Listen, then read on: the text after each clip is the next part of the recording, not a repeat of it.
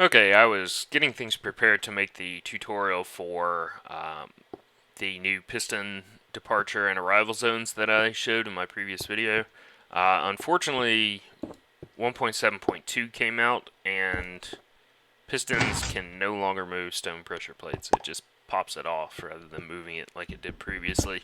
So that kind of killed both these designs. They will no longer work. So I've been trying to kind of come up with an alternative, and this is just sort of a uh, proof of concept more than anything. But basically, the idea is we have a stone pressure plate, a piston in the floor next to it, and then a piston above it. When you step on the stone pressure plate, it activates the two pistons. Very simple. But when the cart comes in, it sort of splits the difference between the two.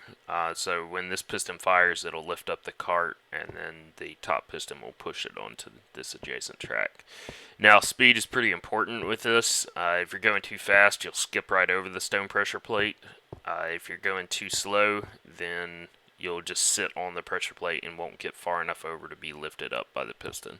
So because of that, I built this little thing that basically just kills any incoming speed we have. So this would be coming from the Pez dispenser, and now the cart's over here at our departure zone, and when we jump in, off we go, and it happens pretty quick there. So the wiring for this is basically just, straight redstone out.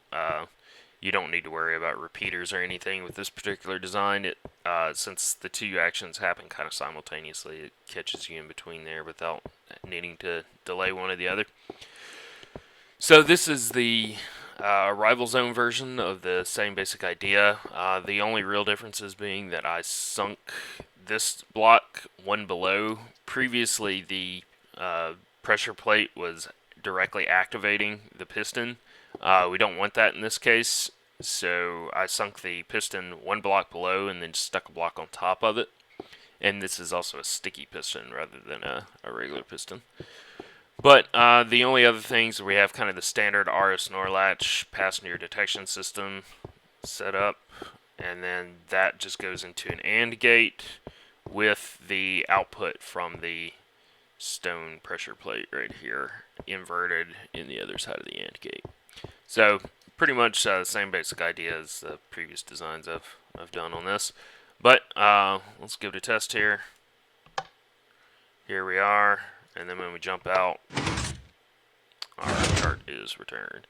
So I don't know. I need to do a little more testing on these to, before I'm quite satisfied with them.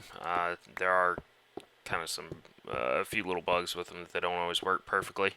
But in the meantime, if you want to play around with these designs, that should at least be enough to get you started until I can make some real tutorials. But thanks for watching.